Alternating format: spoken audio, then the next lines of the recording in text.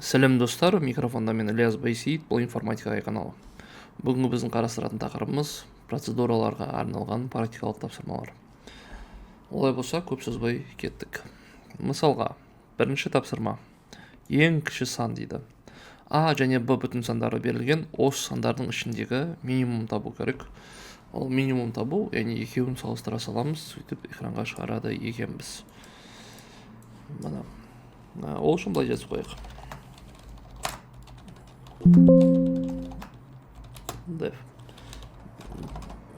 Def кіші.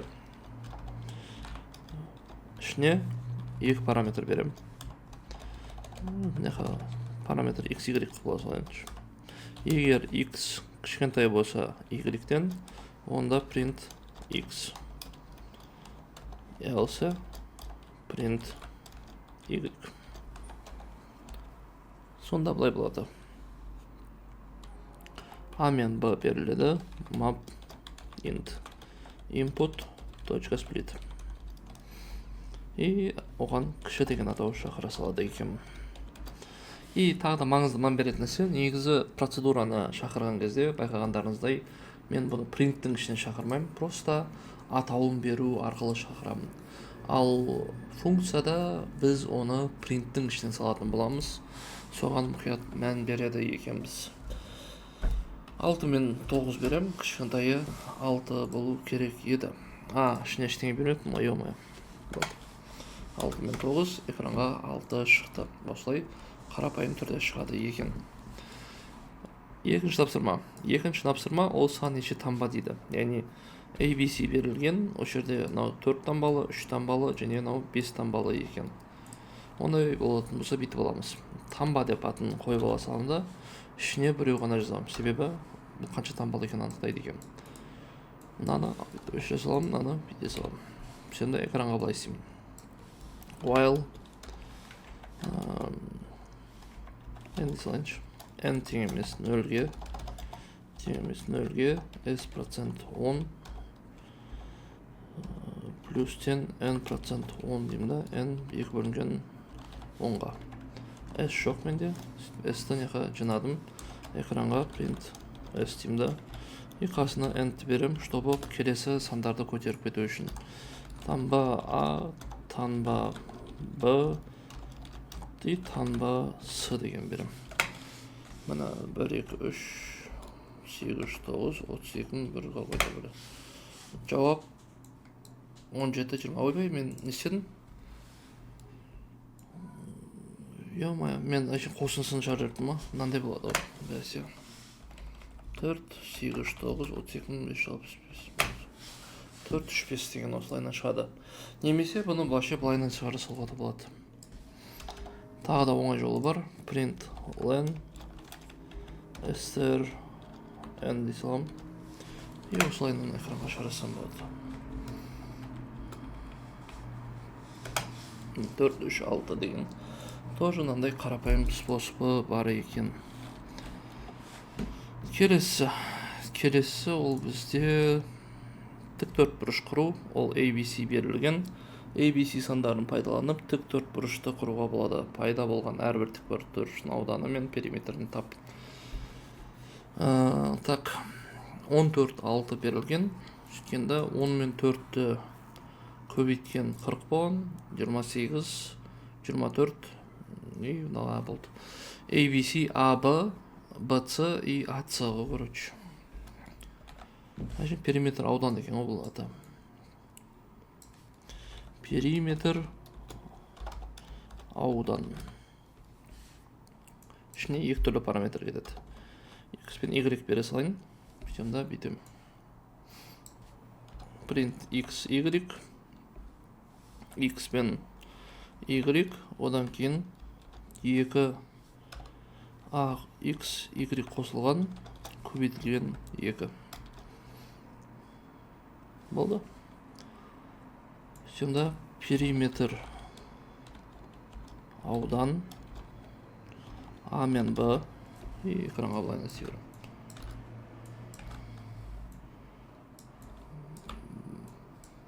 B мен C, A мен C. 14 6 еді. 14 40 28 4 6 24 20 16 60 32 болады екен. Келесі тапсырма.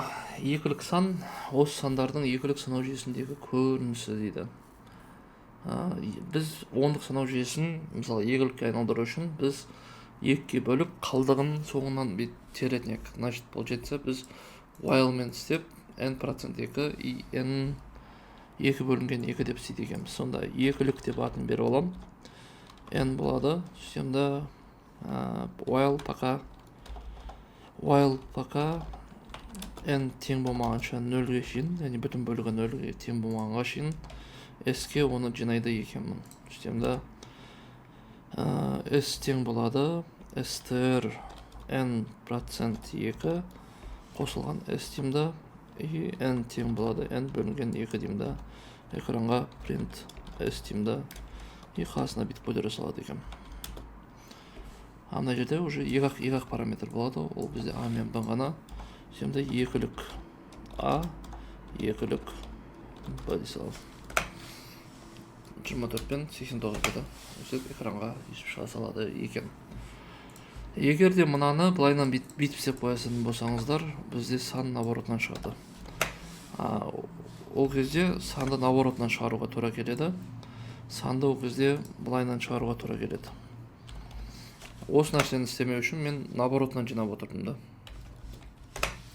Былай да істеуге болады, или болмаса бағана басындағыдай лучше мынаны str-ге былайынан жинап отырамыз.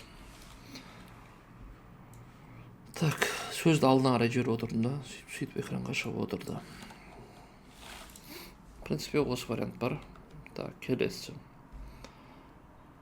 Қосындысы ең үлкен сан дейді. Так, 400, так, мыналарды бағанағы оны тамбаның бірақ қосындысы да дұрыс па? 4 1 1 6, так 8, так 8 емес 6 12 болды. 17, мынау болса 12 13. Осының ішіндегі ең үлкені 809 екен. Қайтадан абысы берілген. Бүйтіп артқа қайтарсам ешкім ұрыспайтын жері.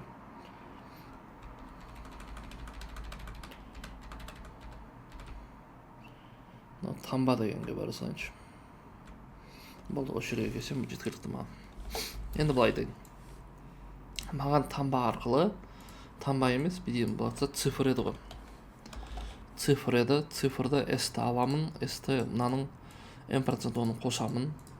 Сөйтемді экранға шығарамын. Просто мен бітейінші танба цифр а дей салайыншы, просто 4 1 1 2 1 1 2 мет 1 1 6 809 и 4 1 1 мынандай. Экранға 12 шықты, дұрыс па? Бірінші 12 шығарып алдым.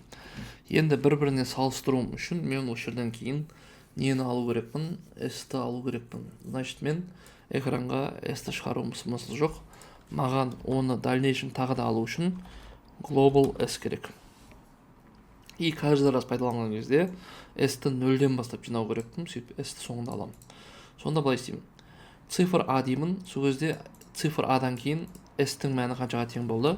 12-ге тең болды. Сонда маған данный момент x1-ге S-ті алып алу керекпін. Сөйтемді цифр B деген кезде S-тің мәні қайтадан 0 болды да, сөйтеді S-тің мәні қайтадан 809-ды бөледі, сөйтеді x2-нің мәні S-ке деймін. И цифр C деймін да, сөйтемді x3 тең болады C-ға деймін. Әр қайсысында x1-дегі S-тің мәні басқа, x2-дегі S-тің мәні басқа, x3-дегі S-тің мәні басқа болады. Просто қазір print S дейтін болсам, соңғы S-тің мәні шығады екен мына жерде маған қазір. 4 1 1 4, мысалға 809 и мысалға 323 десем, мысалға қазір 5 8 деген, сонда соңғы S-тің мәні қайтадан момент 8 шығып тұр.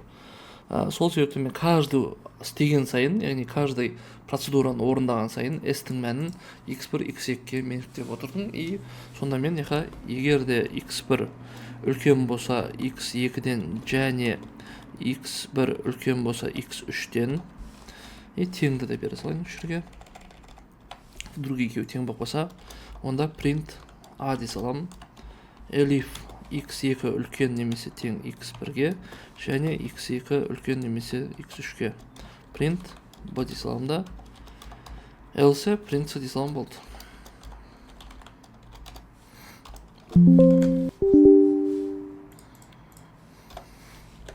Сол кезде 4116 809 и 4 қандай еді? 441 ме еді? Осындай еді.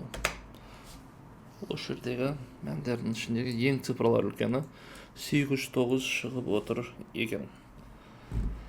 В принципе, осылайынан шығады мынау. Негізі функциямен вообще оңай шығады, потому что return деп мән қайтарғандықтан біз каждый функциядан әртүрлі мәнді алады екенбіз. Негізі функциямен вообще оңай шығады мынау.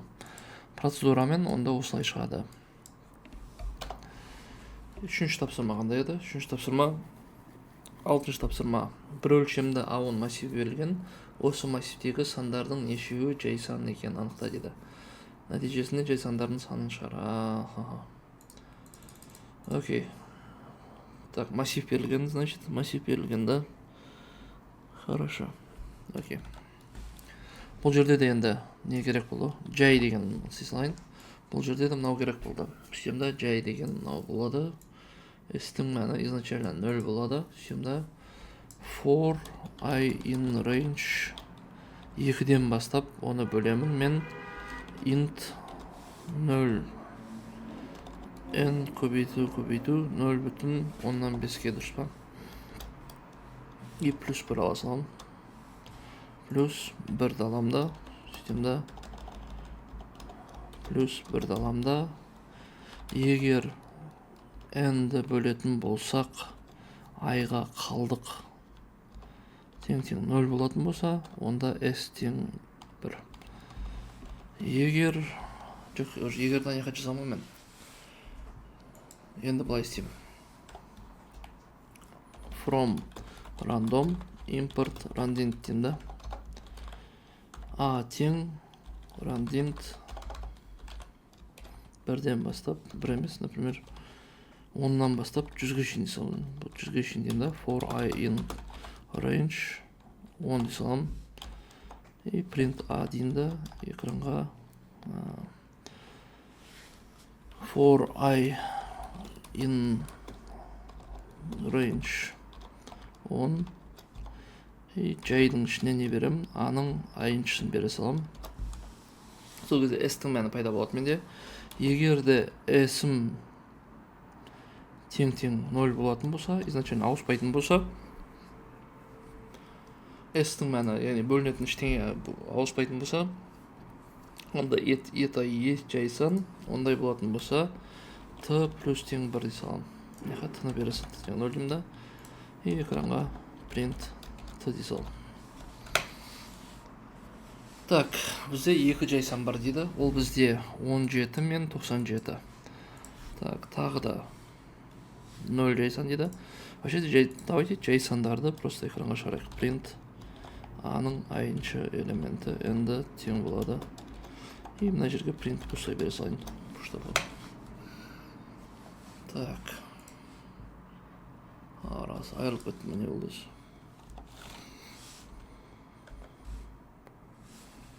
Так, үшеу шықты. Үшеу шықты да бұл не болды? Вообще негіз меға бере салым көрек едім ғой мен негіз. Мана, үш жай сан шықты, 31, 17, 61. Болды. В принципе, есеп осымен бітті. Так, енді тура осы жерде randinttің орнына не қоя салам мен? List деймін да, map деймін да. И map'ның ішіне int input .split деймін. Мына жерге line a дей салам. Болды. И мына жерден кітаптан ала салам да тапсырманы.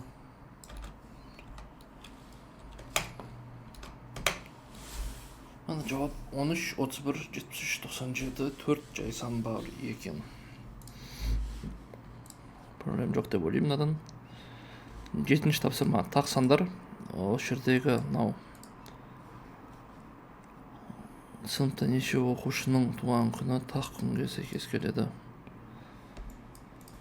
6-ны берді. Сөйтті 6-дан кейін толтырады. Рандомно толтыра ма, или просто толтыра ма? Что-то түсінбедім.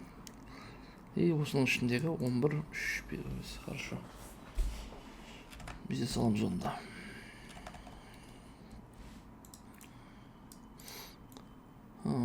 For I in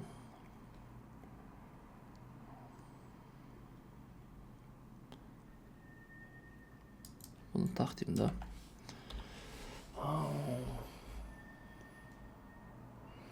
Жоғын неге қиналып мен?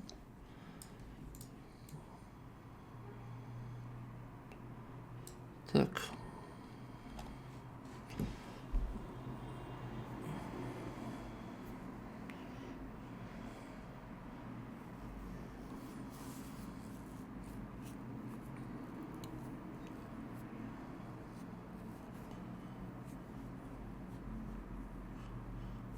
Так, осы жерге келді. Келгеннен кейін былайынан істей салмай ма просто? Так деймін.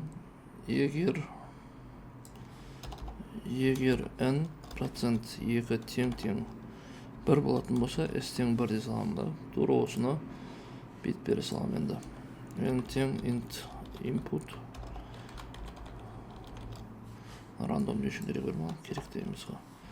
Сөйтем мына жерге n дей салмайын ба. len a болады, шеті print a болады, мына келеді. Егер де тақ болатын болса, онда 1 болатын болса, 1-ді қос, экранға аналарды қос. По-моему, осылай болу керек.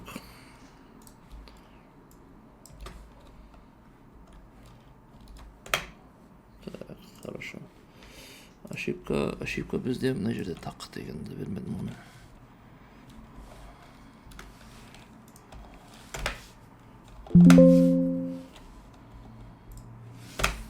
Мына, осылайдан шығатын еді.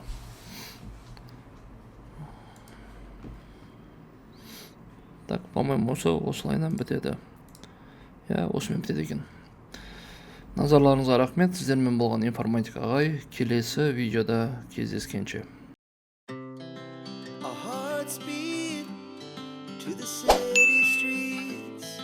We began to feel the fire.